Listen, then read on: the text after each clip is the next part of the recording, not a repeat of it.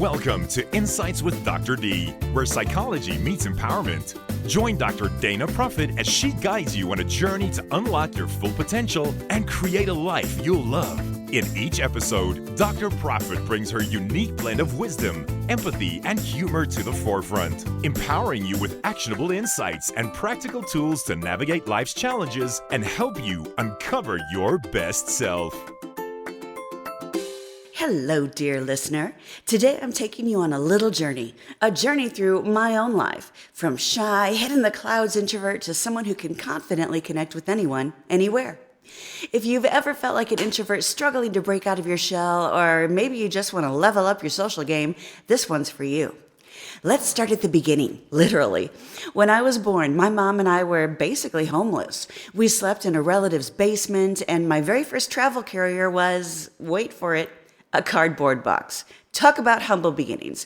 You know, the world felt very big and scary back then, and honestly, I think some of that fear lingered into my early years. Growing up, life was not exactly glamorous. We were on food stamps well into my teens, living on a dirt road in a house that tilted slightly to one side.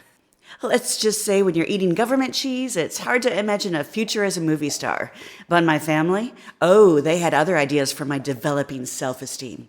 You can be anything you want to be, they'd say. President? Sure, Dana. Rock star? Absolutely.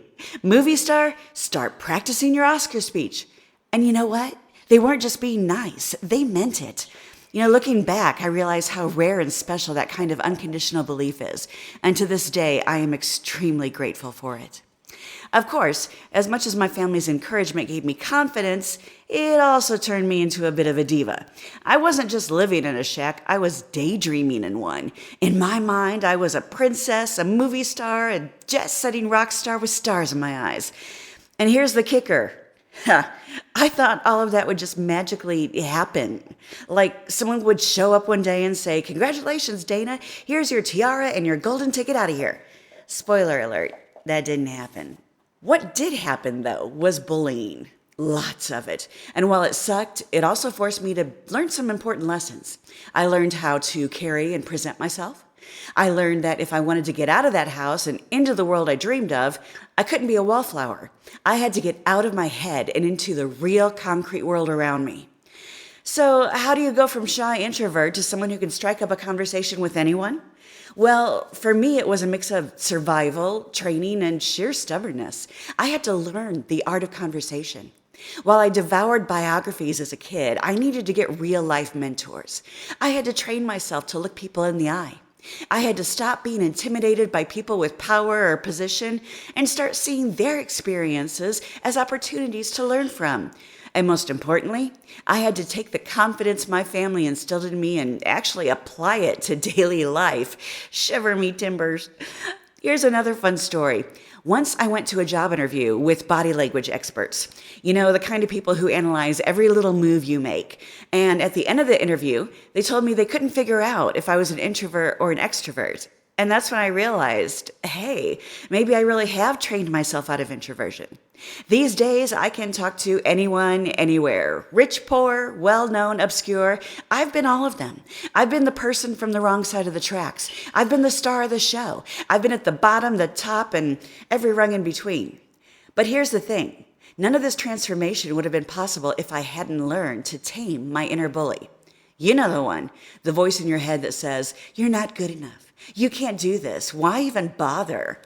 That voice doesn't go away on its own. You have to confront it, challenge it, and ultimately turn it to your ally. And that's exactly what I'll teach you in my 8-week online masterclass, Turn Your Inner Bully into an Ally. Here's what you'll get. A chance to meet and dialogue with your inner bully. Yes, it's as transformative as it sounds. Tools to discover your superpowers and build unshakable self-esteem. Techniques to create a new identity and set boundaries that work for you. Ready to get started? Head to drdanaprofit.com/bully and sign up today, because the best way to silence your inner critic is to make it work for you. One of the biggest lessons I've learned from this, fear, it's just energy. That jittery, stomach-dropping feeling you get before a big moment, it's actually not fear, it's adrenaline. Here's the secret. Once you remove the emotional aspect of it, you take away its power. So when it comes to stepping out of your shell, my advice is simple. Do it in spite of your fear. Say yes to the conversation, the opportunity, the challenge. You'll be amazed at what happens when you stop letting fear dictate your actions. Another fun story, when I was in the corporate world, there was an opportunity for a position that I knew I could do hands down. While talking with my friend who also worked there, she pointed out a tall gray-haired gentleman who was the vice president. He was actually going to decide if I was the right candidate, but we hadn't met yet. So instead of waiting to be summoned to his office, I instantly turned around and went straight up to him with my hand stuck out, ready to shake his hand. I introduced myself, shook his hand, and said I look forward to talking with you. And then, knowing that he had a really tight schedule, I didn't attempt to say anything else or talk to him about the job because I knew it would annoy him. I just turned around and left. My friend could not believe I just went and did that. She thought I had the absolute confidence. She didn't know that I was basically throwing up inside my body the whole time. But you know what? Once I did go for the interview, it wasn't scary or intimidating anymore because I already knew him. And guess what? I got the job. That's what working in spite of fear does. It opens opportunities. Am I the perfect extrovert now? Absolutely not. There are still days when I want to retreat into my own little world. But the difference is now I have the tools to step out of it when I need to. And you can too. The key is to embrace who you are, train the parts of you that you want to improve, and step into the world with confidence. Here are some tips you can follow. Start small with intentional social interactions. Practice talking to one new person at a time. For example, make small talk with a barista or compliment a coworker on their work. These low-pressure interactions build confidence over time. Plan ahead for social situations. If the thought of networking events or parties makes you anxious, prepare in advance. Having a plan takes the edge off and gives you a sense of control. Fear is mainly anticipation of the unknown. So think of a few open-ended questions or conversation starters, like, what brought you to the event? Or what's been the highlight of your week? Another great tip, practice active listening. Being a great conversationalist isn't just about talking, it's about listening too. Ask a thoughtful question and really pay attention to the answers. People love to feel heard, and this can naturally lead to engaging conversations. It also plays to your strength as an introvert while helping you connect with others. Fake it till you make it, like I did. Pretend you're already confident and extroverted, even if you're feeling nervous. Smile, stand tall, and make eye contact. Over time, these behaviors will feel more natural and less like acting.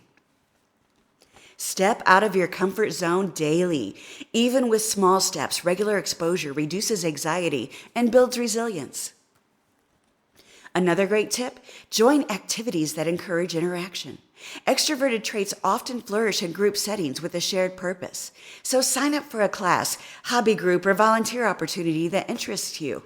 Having a common goal or topic makes conversation easier and less intimidating. However, it can also give you a chance to disappear into the back wall if you're with a group. So find a social wingman. Having a supportive friend or colleague by your side can make all the difference. You'll feel more at ease, and their confidence can rub off on you. Focus on connection over perfection.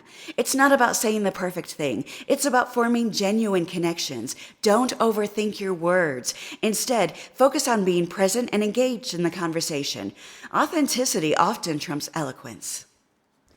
And for you, especially for the introverts, take breaks when needed. Even as you expand your social skills, it's okay to recharge. Schedule downtime after social events to rest and recover. Honoring your introverted needs prevents burnout, and it keeps you motivated to keep stepping out of your shell. By taking these steps, you'll gradually build the confidence and skills needed to embody extroverted traits, all the while staying true to your introverted nature. Remember, it's not about changing who you are, it's about expanding what you're capable of. So here's my challenge to you. Take one step today to connect with someone. Look a stranger in the eye, strike up a conversation, let your inner diva or rock star or president shine. You've got this, and I'm cheering for you every step of the way. Until next time, stay bold, stay confident, and keep shining.